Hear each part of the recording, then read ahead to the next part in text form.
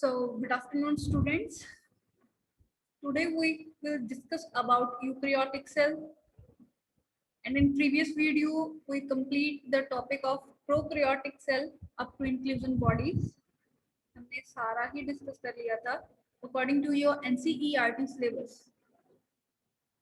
And first of all, the main difference between the eukaryotic and prokaryotic is that nucleus जो है इसका properly इसकी nuclear envelope होगी, DNA इसका properly packed होगा एक तरह से. तो यूकैरियोटिक का मतलब ही यहाँ पे ये होता है कि एट प्रेजेंट जिस तरह के आपको सेल मिल रहे हैं, यू मीन्स ट्रू न्यूक्लियस, एक तरह से जिन सेल्स में ट्रू न्यूक्लियस है उनको हम यूकैरियोटिक सेल्स बोलते हैं. और जो 5 किंगडम्स में से किंगडम मोनेरा था सबसे फर्स्ट, उसमें सारे प्रोकैरियोटिक थे. और जो ये 5 किंगडम्स हैं हमारे, जिसको फंगस को इन्होंने लास्ट में लिखा, I don't know why, but actual position इसकी यहाँ पे है.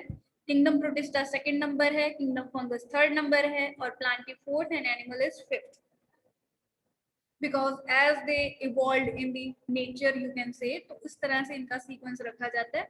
तो यहाँ पे यूकैरियोटिक सेल जो है, इनके मेन जो आप सेल्स में देखोगे कंपार्टमेंटलाइजेशन है. कंपार्टमेंटलाइजेशन इन द सेंस कि जो डीएनए है, डायरेक्टर ऑफ द सेल, सबको कंट्रोल करेगा, उसका एक अलग एरिया बना हुआ है. उससे जो डीएनए निकलेगा, डीएनए से आरएनए बनेगा, आरएनए से प्रोटीन बनेगा, उसकी अलग साइट है. फिर उसको फोल्ड करने का काम ईआर एंड गोल्गी अपरेटस का है, वो अलग जगह पे है. और जो पैकिंग होगी वो अलग का काम है. फूड फॉर्मेशन के लिए जो है प्लांट सेल्स में क्लोरोप्लास्ट प्रेजेंट है, और एनर्जी के लिए हमारे पास माइटोकॉन्ड्रिया प्रेजेंट होता है. इसके अलावा आपको साइटोप्लाज्म में फ्रीली फॉर्म राइबोसोम, ये डॉट लाइक स्ट्रक्चर जो है ये भी मिलेंगी. ये प्रीऑक्सिसोम फैट ऑक्सीडेशन के लिए रिस्पॉन्सिबल होते हैं. ये थ्रेड लाइक स्ट्रक्चर जो इन्होंने बहुत कम बनाई हुई है, ये एक्चुअली सारी प्लाज्मा मेम्ब्रेन के आसपास होते हैं. एक तरह से स्कैफोल्ड, जिसको आप सिंपली बोल दो कि जैसे एक पलाई जिसको हम बोलते हैं, या लकड़ी की बड़ी पतली सी लेयर जो एक तरह से सपोर्ट का काम करती है, एक तरह से वह है. उसी तरह से मीन्स ये प्लाज्मा मेम्ब्रेन के आसपास होती है. और इसके अलावा माइक्रोट्यूब्यूल्स, ये छोटी छोटी, जैसे हमारी बॉडी में बोन्स की स्ट्रक्चर है, उसी तरह से सेल के अंदर ये एक तरह से उसके एंडोस्केलेटन का काम करते हैं, उसको सपोर्ट प्रोवाइड करने के लिए. और ये आपका जो है ये प्लांट सेल है. यहाँ पे ये ट्यूब लाइक कनेक्शन जो इन्होंने शो किए हुए हैं, ये प्लाज्मोडेस्मेटा है जो इसको दूसरे सेल से कनेक्ट करने में हेल्प करता है, साइटोप्लाज्मिक. और इसके अलावा ये न्यूक्लियस साइड इसी वजह से है बिकॉज ये 80% जो एरिया ये कवर करता है, जो इन्होंने बड़ा कम दिखाया हुआ है, that is covered by vacuole. ये वैक्यूल जो होता है, जो एक्स्ट्रा आयंस मिनरल्स होते हैं उनको स्टोर करने का काम करता है. इसमें हालांकि कॉन्सेंट्रेशन उसकी ज्यादा होती है, साइटोप्लाज्म में कम होती है, बट स्टिल एक्टिव ट्रांसपोर्ट की हेल्प से ये इधर ट्रांसपोर्ट हो जाता है, जिसमें एटीपी यूज होता है. इसके बारे में हम डिस्कस करेंगे जब हम प्लाज्मा मेम्ब्रेन इसके आगे डिस्कस करेंगे. तो यहाँ पे इसकी प्रॉपर शेप सेल वॉल की वजह से है. और ये एनिमल सेल है. एनिमल सेल की राउंड शेप हम इसीलिए शो करते हैं एक तरह से डायग्राम्स में, बिकॉज एब्सेंस होती है यहाँ पे सेल वॉल की. सेल वॉल प्रेजेंट ना होने की वजह से तो इसकी एक प्रॉपर शेप नहीं प्रेजेंट होती यहाँ पे. तो आप नेचुरली भी अगर सेल्स को, एनिमल सेल्स को स्लाइड में देखोगे तो आपको सर्कुलर शेप के ही एवरेजली आपको मिलेंगे सारे. तो यहाँ पे भी वैसे ही कंपार्टमेंटलाइजेशन है. एक दो ऑर्गेनल्स का फर्क है बस प्लांट सेल और एनिमल सेल में, वो हम आगे डिस्कस करेंगे. So let's talk about cell membrane. यहाँ पे आप इसकी डिटेल स्ट्रक्चर के बारे में स्टडी करोगे, फ्लूइड मोज़ेक मॉडल के बारे में पढ़ोगे. तो यहाँ पे ये जो स्ट्रक्चर थी बहुत देर के लिए पहले तो राज बनी रही, जब तक इलेक्ट्रॉन माइक्रोस्कोप हमारा डेवलप नहीं हुआ है, दैट इज इन 1950s. अब ये इलेक्ट्रॉन माइक्रोस्कोप किस तरह का होता है, this is like this is the photograph of electron microscope.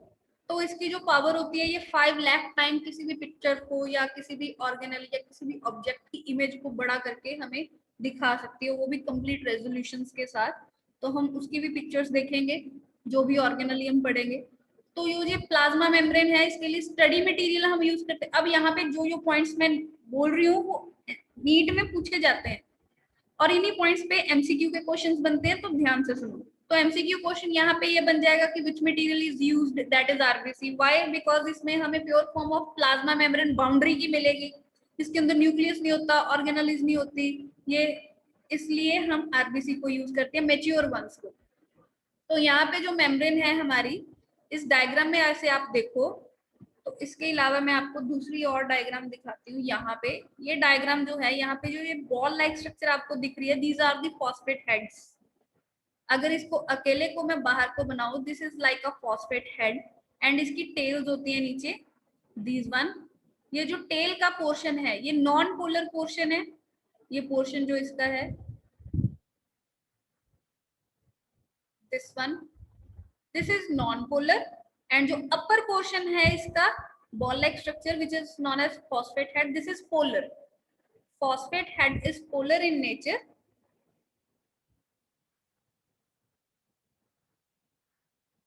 And जो हमारा नीचे वाला है नॉट टेल्स जो है ये नॉन पोलर होती है, ये कार्बन और हाइड्रोजन की बनी हुई होती है।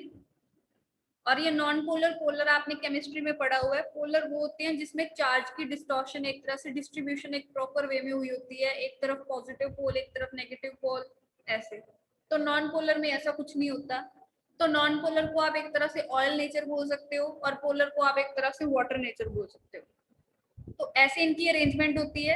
एक्चुअल में आप अगर इलेक्ट्रॉन माइक्रोस्कोप में प्लाज्मा मेम्ब्रेन को देखते हो तो ये स्ट्रक्चर आपको कुछ इस तरह से दिखेगी, इस तरह से दिखेगी, एक तरह से ट्रेन की पटरी की तरह जो कभी नहीं मिलती। ये इनर लेयर है एक तरह से फॉस्फोलिपिड बाइलेयर जो अंदर वाली है और बाहर वाली।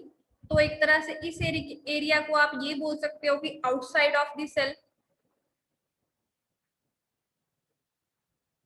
और इस एरिया को आप ये बोल सकते हो कि इनसाइड है। तो एक तरह से ये ऐसी अरेंजमेंट ही ऐसी इसकी क्यों है, because outside the cell environment में बेटा वाटर प्रेजेंट है, inside the cell that is cytoplasm उसमें भी वाटर की कॉन्सेंट्रेशन अप टू 70 to 75% आप कह सकते हो कि उतनी प्रेजेंट होती है। तो इसकी वजह से ये जो वाटर लविंग हेड्स होते हैं इसके फॉस्फेट हेड जो मैंने अभी बनाए थे यहाँ पे, this one, upper portion is polar and lower portion is non polar. तो जो पोलर एरिया है वाटर की तरफ अपने आप उधर की तरफ अपना ये फेस कर लेगा, और इधर की तरफ ये ऐसे अरेंजमेंट जो भी आपने लास्ट पिक्चर में देखी थी। तो इसी वजह से इनकी अरेंजमेंट कुछ इस तरह की होती है। यहाँ पे ये जो हेड्स प्रेजेंट है these are polar heads, this area is non polar area. यहाँ का जो बीच का एरिया है ये वाला टेल्स का, तो यहाँ पे पानी अपने आप नहीं पहुंचता, इनकी अरेंजमेंट ये अपने आप ब्लॉक कर देते हैं वाटर। तो नीचे वाला फिर एरिया जो है हमारा पोलर एरिया। तो एक तरह से इसका नाम हम लिपिड बाई लेयर भी बोल देते हैं, बिकॉज ये अपर लेयर और दूसरी layer lipid by layer. Normally जो इसके अंदर ये फैट मॉलिक्यूल्स हैं ये फॉस्फोलिपिड्स हैं, फॉस्फोलिपिड बिकॉज फैट के साथ फॉस्फेट ग्रुप लगा हुआ है। स्टिल अगर मैं आपको थोड़ी सी इसकी डिटेल बताऊं तो ये फॉस्फोलिपिड्स भी आगे कई तरह के होते हैं, इनकी भी टाइप्स होती हैं, इनके ऊपर भी चार्ज प्रेजेंट होता है। तो ये जो स्ट्रक्चर अगर इसको स्प्लिट करें हाइपोथेटिकली तो इसमें, और मेनली इसकी कंपोजिशन के बारे में अगर हम बात करते हैं तो इसकी कंपोजिशन में आपको मिलेगा लिपिड मिलेंगे, लिपिड के साथ साथ आपको प्रोटीन मिलेगा, इसके साथ आपको कोलेस्ट्रॉल भी मिलेगा, कोलेस्ट्रॉल के साथ आपको इसके साथ sugars, oligosaccharides. Oligosaccharide means short chain जो होती है। और जो प्रोटीन होती है हमारी ये दो तरह की होती हैं। आप कुछ प्रोटीन्स यहाँ पे देखोगे, ये वाली प्रोटीन ये कंप्लीटली बरीड है, तो इनको हम इंटेग्रल प्रोटीन बोल देते हैं। और कुछ प्रोटीन्स होती हैं कंप्लीटली बरीड नहीं होती है, like this light pink colour, जो यहाँ पे पिंक कलर की प्रोटीन है यहाँ दिखाई हुई है, तो ये एक ही लेयर में है, अपर लेयर में। तो इसको आप एक्सट्रिंसिक प्रोटीन,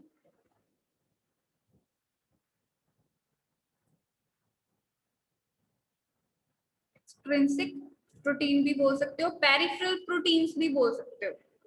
तो इसके दो नाम हैं, जो आपको इजी लगे वो आप कर लो। इसके अलावा ट्रांस मेम्ब्रेन प्रोटीन्स भी होती हैं जो थ्रेड लाइक स्ट्रक्चर्स होती हैं और इसके आर पार होती हैं। तो ये इसकी कंपोजिशन है। आपको नॉर्मली जो लिपिड्स की कंपोजिशन है वो नियर अबाउट आई थिंक सो 42% के नियर अबाउट मिलेगी, और जो प्रोटीन्स की कंपोजिशन है sorry it's 40 I think so, इतना मुझे याद है according to your NCERT. And जो एक्सट्रिंसिक प्रोटीन्स या इंट्रिंसिक प्रोटीन, ये टोटल जो प्रोटीन्स हैं ये आपको नियर अबाउट 52% के अराउंड मिलेंगी। जो रेस्ट ऑफ द बच गया हमारे पास 8%, उसमें कोलेस्ट्रॉल और शुगर जैसी चीजें हम इन्वॉल्व कर देते हैं। तो इसके साथ साथ यहाँ पे ये fluid mosaic model according to your NCERT, इसकी डायग्राम आपको आनी चाहिए, 5 मार्क्स में क्वेश्चन आपको आ सकता है। अब इस फ्लूइड मटेरियल को एक तरह से फ्लूइड मटेरियल सॉरी इस मेम्ब्रेन के मॉडल को हम फ्लूइड लाइक बोलते हैं बिकॉज इसकी मूवेबिलिटी कुछ इस तरह से होती है। अब यहाँ पे ये इसकी डिस्क्रिप्शन देख लो। Plasma membrane is majorly composed of lipid and protein. Lipids are phospholipid, जैसे आपको बताया, ये बाइलेयर नेचर में होते हैं, 2 लेयर्स होती हैं इनकी।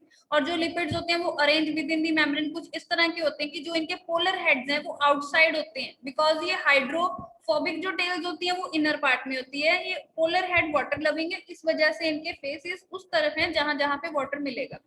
एंड जो नॉन पोलर टेल्स होते हैं यहाँ पे saturated fatty acids saturated hydrocarbon present होते हैं। सैचुरेटेड मींस जो कार्बन टू कार्बन इनका बॉन्ड होगा, सब बॉन्ड में आपको सिंगल बॉन्ड मिलेगा। अगर कहीं पे भी डबल बॉन्ड आ जाए, कोई एक भी आ जाएगा तो वो अनसैचुरेटेड हो जाता है, बट इनकी सैचुरेटेड होती है। ये आपका क्वेश्चन आ सकता है किस तरह का फैट यहाँ पे कार्बोहाइड्रेट्स एक तरह से इनकी फैट की टेल्स में प्रेजेंट होते हैं। तो फॉस्फोलिपिड जो है मेनली ये हमें मेम्ब्रेन में मिलेंगे, और कोलेस्ट्रॉल भी होता है।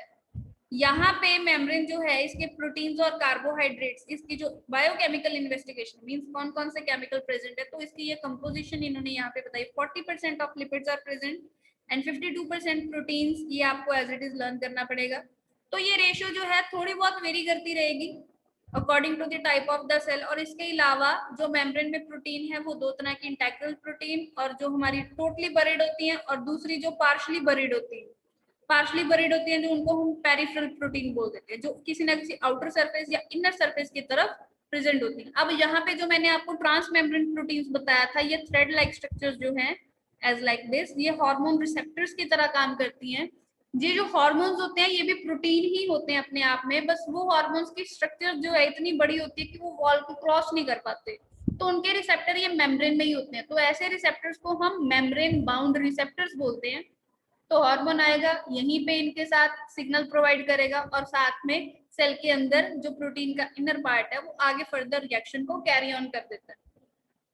अब यहाँ पे इसको फ्लूइड नेचर क्यों बोलते हैं? सपोज जस्ट इमेजिन जो आप बॉल्स देखते हो, एक तरह से बॉल्स, एक तरह से जो छोटी छोटी बॉल्स आती हैं पानी में डालने के बाद स्वेलअप हो जाती हैं, तो उन बॉल्स को आप जस्ट इमेजिन करो। अगर उनको इमेजिन करोगे आप तो आप ये समझोगे कि अगर बॉटल जो है, बॉल्स जो हैं आपने बकेट में डाली हैं, जस्ट इमेजिन। अब जो मैं बोल रही हूँ आप इमेजिन करो बस। तो उन बॉल्स को आपने बकेट में डाल दिया, तो ऊपर से पानी डाल दिया, तो अगर आप उसमें हाथ डालोगे, जस्ट इमेजिन, ऊपर बॉल्स ही बॉल्स तैर रही हैं वो छोटी छोटी, अगर आप हाथ डालोगे तो वो अपने आप एडजस्ट होके आपके हाथ की जगह बना लेंगे और आपका हाथ अंदर चला जाएगा। और अगर आप यहाँ से हाथ निकालोगे, अब जैसे मान लो कि आपका हाथ अगर गया है तो वो यहाँ पे गया, मान लो अंदर ऐसे चला गया, तो इसमें ये अपने आप बॉल्स जो लाइक स्ट्रक्चर ये दिख रही है ऊपर फॉस्फेट हेड, ये अपने आप मूव करके इस हाथ के लिए जगह बना लेंगे। अगर ये यहाँ से रिमूव कर भी दिया जाए तो ऐसा नहीं है कि यहाँ पे होल बन जाएगा, ये अपने आप एडजस्ट होके उस एरिया को फिर से वैसा ही बना देंगे जैसे ये एज इट इज आपको ये दिख रहा है यहाँ पे।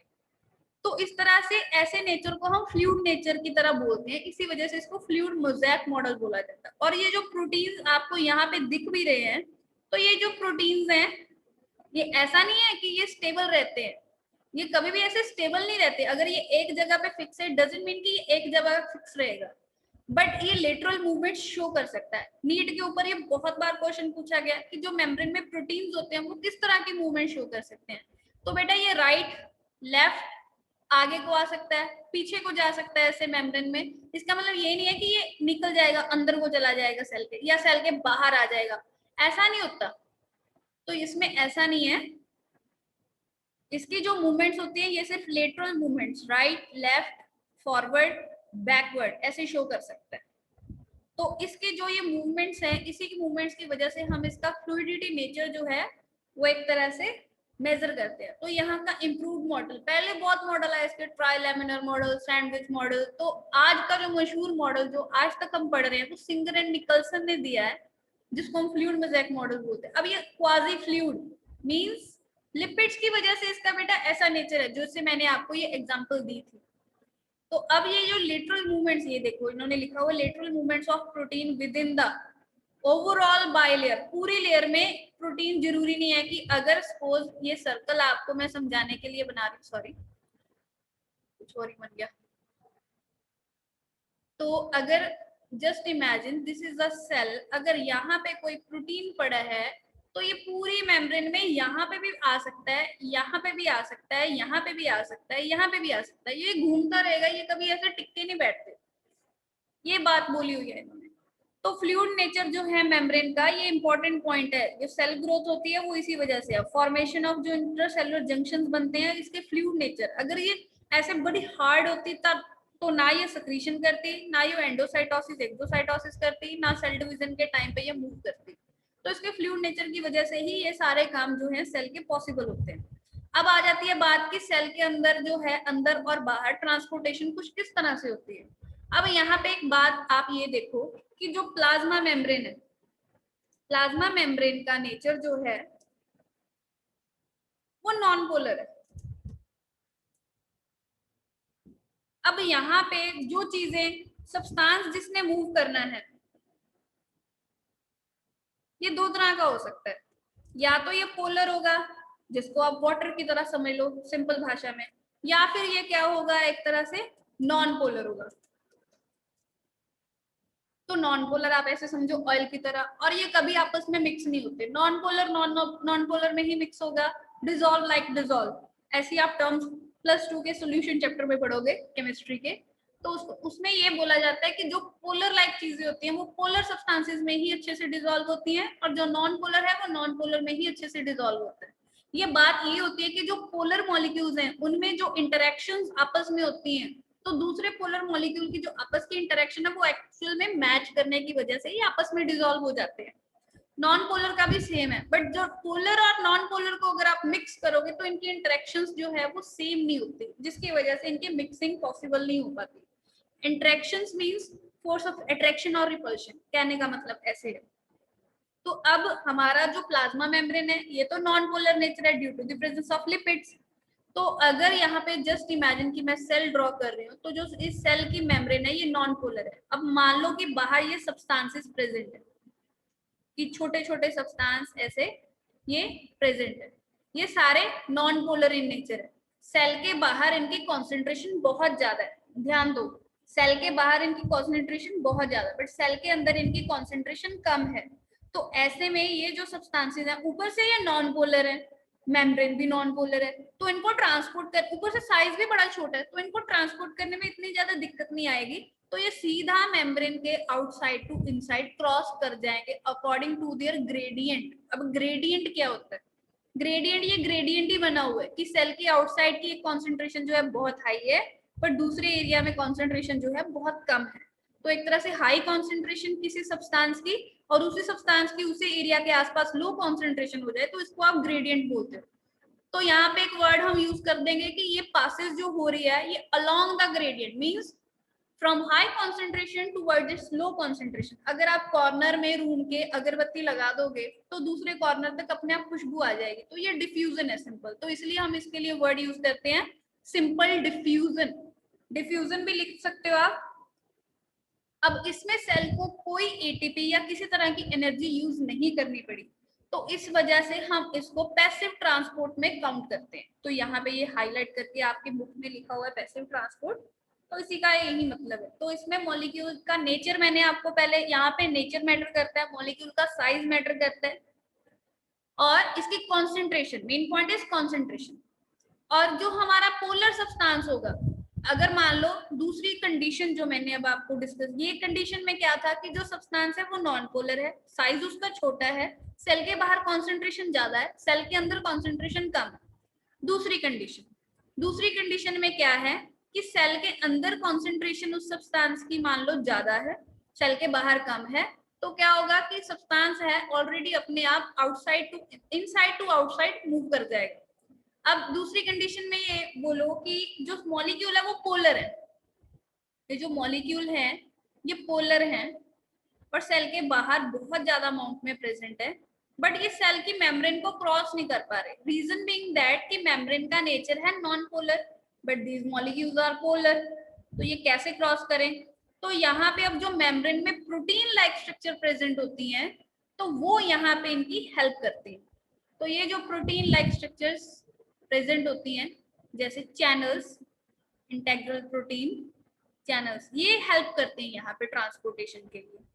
तो यहाँ पे सेल के अंदर कॉन्सेंट्रेशन इस सब्सटेंस की कम है। अब यहाँ पे एनर्जी तो यूज नहीं हुई, एनर्जी तो यूज बिल्कुल भी नहीं हुई, बट स्टिल ट्रांसपोर्टेशन हो रही है। बट यहाँ पे अपने आप ये कर नहीं पाए, तो इनको एक फैसिलिटी प्रोवाइड करनी पड़ी सेल की तरफ से, या फिर फैसिलिटी की एक तरह से हेल्प ले रहे हैं ये, तब ट्रांसपोर्ट हो पा रहे हैं। बिकॉज जो मैंने आपको ये फोटोग्राफ्स दिखाई थी, तो इन फोटोग्राफ्स में आप थोड़ा सा ये देखो कि इन प्रोटीन्स के अंदर इन्होंने होल शो किया हुआ है, तो ये टर्नल प्रोटीन्स भी कहलाई जाती है। इनके थ्रू ये मॉलिक्यूल्स एक तरह से दूसरी जगह पे ट्रांसपोर्ट करते हैं, और इनका साइज भी मैटर करता है कि कितने साइज के हैं। इवन कई चैनल्स जो होते हैं, इनको चैनल्स बोल देते हैं। इनकी आगे फर्दर टाइप्स होती हैं, ion gated channel, voltage channel, तो ionic channel, ion exchange, voltage gated.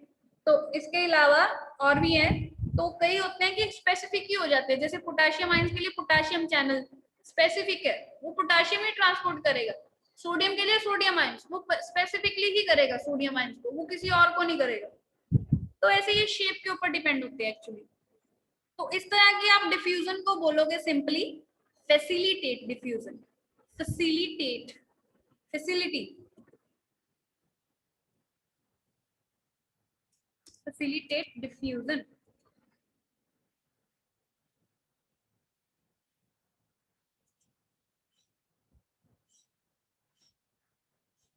अब यहाँ पे still again along the concentration means from their high concentration toward its low concentration इनकी मूवमेंट हो रही है, तो इसको आप सिंपल फैसिलिटेट डिफ्यूजन बोलोगे। अब यहाँ पे पैसिव के अंदर ही आएगी because ATP are not used. Third case अगर हम बात करें, थर्ड केस में आप दोनों को ही कंसिडर कर लो कि चाहे सब्सटेंस जो है वो पोलर हो, चाहे वो नॉन पोलर हो। अगर पोलर होगा तो उसको चैनल की हेल्प लेनी पड़ेगी, नॉन पोलर होगा, साइज बड़ा होगा, तो उसको चैनल की हेल्प लेनी पड़ेगी। पोरीन्स, इससे भी बड़े चैनल होते हैं, नॉर्मल प्रोटीन से भी बड़े चैनल होते हैं, पोरीन्स बोलते हैं उनको। तो एक तरह से यहाँ पे दिक्कत क्या आती है, ये जो एक्टिव ट्रांसपोर्ट है, इसको एक्टिव इसलिए बोला जाता है बिकॉज इसमें एटीपी यूज होता है। एटीपी की फुल फॉर्म है हमारी एडिनोसिन ट्राइफॉस्फेट। बिकॉज यहाँ पे जो ट्रांसपोर्ट होती है सब्सटेंस की, वो होती है against the concentration gradient. Gradient मतलब उल्टा होगा। हम पढ़ रहे हैं कि हाई कॉन्सेंट्रेशन से लो की तरफ जाएगा, बट ये लो की तरफ से हाई की तरफ जाएगा। तो यहाँ पे चैनल जो काम करते हैं ये एटीपी की हेल्प से काम करते हैं, इसके अलावा ये काम नहीं करेंगे फिर। तो इस तरह की ट्रांसपोर्टेशन को हम क्या बोलेंगे, एक्टिव ट्रांसपोर्टेशन। तो ये थी सिंपल बात डिफ्यूजन की। अब इसमें हमने वाटर की बात नहीं की, अब यहाँ पे थोड़ा सा थ्योरेटिकल पे ध्यान देते हैं। Most of the important function of the plasma membrane is transport. Membrane जो है सिलेक्टिवली परमिएबल है, मॉलिक्यूल जो मूव करेंगे मेम्ब्रेन के आसपास अपनी, कई बार विदाउट एनर्जी रिक्वायरमेंट होगी, तो पैसिव ट्रांसपोर्ट है।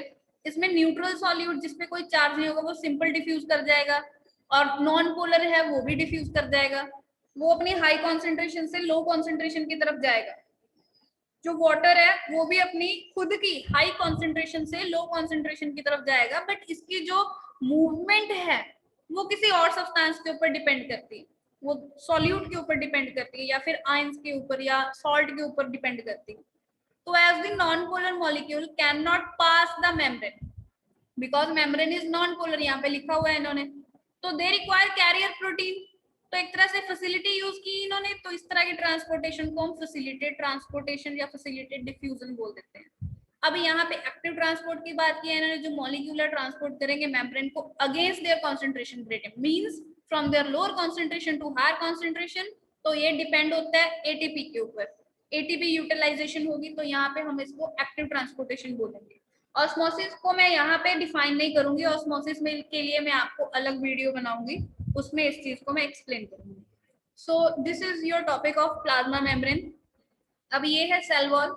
सेल वॉल को हम बाद में डिस्कस करेंगे, ये बहुत इजी है, इसमें कुछ भी नहीं है। तो पहले आप एंडोमेम्ब्रेन प्लाज्मा मेम्ब्रेन के रिलेटेड ही सिस्टम को आगे कैरी ऑन करते हैं।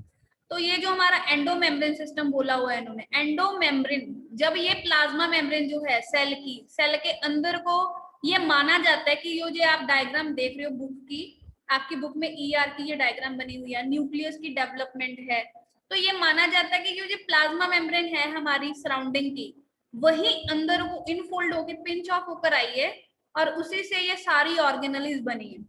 तो इस एंडोमेम्ब्रेन सिस्टम में हम क्या क्या काउंट करते हैं, हम इसमें काउंट करेंगे एंडोप्लाज्मिक रेक्टिकुलम, इसकी आगे दो टाइप्स आ जाती हैं, उसका रीजन बाद में बताऊंगी दो टाइप्स कैसे हम करते हैं। गोल्जी अपरेटस आएगा,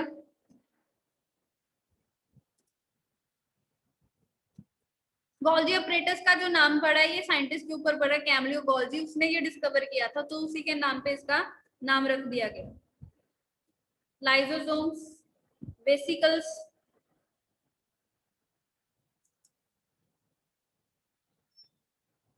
एंड इसके अलावा न्यूक्लियस भी इसी में इंक्लूड करेंगे।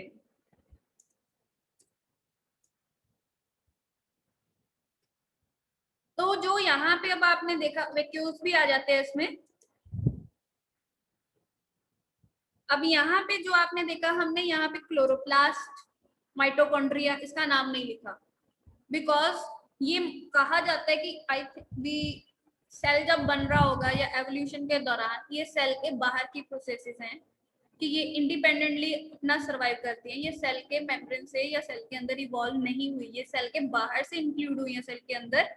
बिकॉज ये एविडेंस, ये ऐसे क्यों माना जाता है, बिकॉज इसका खुद का डीएनए है, खुद का राइबोसोम है, खुद के आरएनए है, खुद की प्रोटीन्स हैं, ये खुद अपनी डिवीजन करेगा, अपनी डिवीजन के लिए सेल के न्यूक्लियस के ऊपर डिपेंड नहीं करता। इस वजह से ये एक तरह से ये बातें इसकी एविडेंस में अपने आप प्रूफ होती है। तो यहाँ पे एंडोमेम्ब्रेन सिस्टम में हम इन चीजों को इंक्लूड नहीं करते, जैसे आपकी अब एनसीईआरटी में लिखा है यहाँ पे द एंडोमेम्ब्रेन सिस्टम, यहाँ पे आएगा द मेम्ब्रेन ऑर्गेनली जो है डिस्टिंक्ट टर्म स्ट्रक्चर फंक्शन के हिसाब से इकट्ठी मिलके काम करेंगी कोऑर्डिनेशन में। तो endomembrane system include endoplasmic reticulum, Golgi apparatus, lysosome, vacuoles. Since the function of mitochondria, chloroplast and peroxisome ये इनके साथ कोऑर्डिनेशन में नहीं है और ये एंडोमेम्ब्रेन सिस्टम का पार्ट भी नहीं है। और ये एंडोमेम्ब्रेन सिस्टम में फर्स्ट अपरेटस हमारा एंडोप्लाज्मिक रेक्टिकुलम है। तो यहाँ पे एंडोप्लाज्मिक रेक्टिकुलम एक्चुअल में इसकी फोटोग्राफ अगर मैं आपको दिखाऊं जो इलेक्ट्रॉन माइक्रोस्कोप में हमें ये दिखता है, this is as like this. अब मैं आपको पहले ही बता दूं इसकी दो टाइप होती है, रफ और स्मूथ। अब ये जो फोटोग्राफ है आपको समझ नहीं आ रही होगी, आप पहले इस डायग्राम को देखो, देन आपको ये बड़ा इजी लगेगा। This one, this is the nucleus. अब न्यूक्लियस की जो आउटर मेम्ब्रेन होती है उसी के साथ ये ऐसे कॉन्टिन्यूअस होता है, ये वही मेम्ब्रेन बाहर को एक्सटेंडेड होती है। अगर इसके सरफेस पे ये dot like structure which are known as ribosomes, और you can say that site of protein synthesis, और you can say that protein factory, ये भी आप बोल सकते हो इन्हें। तो ये प्रेजेंट होने की वजह से इनका सरफेस जो होता है रफ होता है अपीयरेंस में। तो अभी जो आपने लास्ट की फोटोग्राफ देखी थी, तो इसमें इनका सरफेस पे ये डॉट डॉट जो आपको दिख रही है, तो ये राइबोसोम्स ही हैं। ये राइबोसोम्स की वजह से हम इनको रफ एंडोप्लाज्मिक रेक्टिकुलम में इंक्लूड कर लेते हैं। तो जो ये सरफेस हमारा पीछे वाला है, ये मेच्योर एंडोप्लाज्मिक रेक्टिकुलम ही एक तरह से, या फिर इसके सरफेस के ऊपर राइबोसोम नहीं है और इसका फंक्शन भी ये वाले एंडोप्लाज्मिक रेक्टिकुलम से डिफरेंट होता है। स्मूथ एंडोप्लाज्मिक रेक्टिकुलम का फंक्शन होता है लिपिड फॉर्मेशन, जो एक तरह से प्लाज्मा मेम्ब्रेन में इन्वॉल्व होते हैं, और इसके अलावा ये फैट डेरिवेटिव हार्मोन्स बनाने का भी काम करता है। और ये जो एंडोप्लाज्मिक रेक्टिकुलम है ये प्रोटीन के रिलेटेड काम करेगा, इसका मेम्ब्रेन के रिलेटेड कोई भी काम नहीं है। और ये न्यूक्लियर एनवेलप, ये डबल लेयर होती है ऐसे, जैसे आपको फोटोग्राफ में दिख रही है। इसके रिगार्डिंग मेरे पास एक और फोटोग्राफ भी है, दिस वन। अब यहाँ पे मैं आपको थोड़ा सा एक्सप्लेन कर दूं कि ये जो डायग्राम में आपको ये पोर्शन दिखाई दे रहे हैं, यहाँ एंडोप्लाज्मिक रेक्टिकुलम के हम दो कंपार्टमेंट्स बोल देते हैं। एक कंपार्टमेंट हम बोलते हैं साइटोप्लाज्मिक कंपार्टमेंट, ये साइटोप्लाज्म को फेस कर रहा है। एक कंपार्टमेंट हम बोलते हैं ये वाला luminal compartment, this is, sorry not this one, this is, इसके अंदर एक्टिविटीज होते हैं, ये luminal compartment, this is luminal compartment. तो ये है इसका। अभी मैं इसके फंक्शंस के रिगार्डिंग डिटेल में नहीं जाऊंगी, वो मैं नेक्स्ट वीडियो में आपको क्लियर कट बताऊंगी यहाँ पे। तो एंडोप्लाज्मिक रेक्टिकुलम में आपने इसकी फोटोग्राफ देखी, तो endoplasmic reticulum electron microscopic picture is this. Animated pictures जो हैं वो ये हैं, जिसमें आपको और ज्यादा क्लियर हो जाता है कि एक तरह से किस तरह की स्ट्रक्चर है, ये हमें किस तरह से हेल्प करती है जी। और यहाँ पे ये जो दिखा हुआ है इन्होंने डिवाइडेड इंट्रासेलुलर स्पेस में, ये दो डिस्टिंक्ट कंपार्टमेंट बनाता है। एक ल्यूमिनल कंपार्टमेंट जो आपने देखा, एक एक्स्ट्रा ल्यूमिनल मींस इसकी स्पेस के बाहर साइटोप्लाज्मिक कंपार्टमेंट जहाँ पे ये राइबोसोम्स होते हैं। और ये जो हमारा एंडोप्लाज्मिक रेक्टिकुलम है, राइबोसोम यहाँ पे आउटर सरफेस पे प्रेजेंट होते हैं, तो इसकी वजह से इसको रफ अपीयरेंस दिखती है, तो इस वजह से हम इसको आरईआर बोलेंगे। और जिसके सरफेस के ऊपर राइबोसोम नहीं होते वो स्मूथ होता है सरफेस में देखने में। और ये बोला हुआ है इन्होंने कि ये अपने आप में न्यूक्लियर मेम्ब्रेन की ही एक्सटेंसिव और कॉन्टिन्यूअस लेयर है। प्रोटीन सिंथेसिस के लिए ये खुद इवॉल्व होती है। और स्मूथ एंडोप्लाज्मिक रेटिकुलम का लिपिड फॉर्मेशन का ही काम है। एनिमल सेल में ये स्टीरॉयडल हार्मोन्स भी बनाएगा। तो ये इसकी स्ट्रक्चर है। अब आपने अपने नोटबुक्स के ऊपर आपका होमवर्क ये है कि आपने ये सारी डायग्राम्स बनानी है। यूकैरियोटिक सेल की नोट स्टार्ट करते हुए आपने प्लांट सेल, एनिमल सेल की डायग्राम सबसे पहले बनानी है। प्लाज्मा मेम्ब्रेन के अब आपने नोट्स बनाने हैं। फ्लूइड मोज़ेक मॉडल की डायग्राम, एक तरह से आपने नोट्स इस तरह से बनाने हैं कि आपको ये क्वेश्चन बोला गया है कि explain the structure of plasma membrane with diagram, with variable diagram. और ट्रांसपोर्टेशन के ऊपर 2-3 मार्क्स का क्वेश्चन बन सकता है आपका। एंडोप्लाज्मिक रेक्टिकुलम के फंक्शंस आ सकते हैं आपको, इसकी टाइप्स के बारे में पूछा जा सकता है, रफ का रीजन पूछा जा सकता है कि रफ है तो रफ क्यों है, रफ क्यों बोला जाता है। So that's it for today. अब हम कल जो डिस्कस करेंगे नेक्स्ट वीडियो में इज अबाउट गोल्जी ऑपरेटर्स। तो वहां से हम स्टार्ट करेंगे और इनके जो कोऑर्डिनेट का फंक्शन है, कोऑर्डिनेशन में जो ये फंक्शन परफॉर्म करते हैं उसके रिगार्डिंग हम इसमें डिस्कस करेंगे।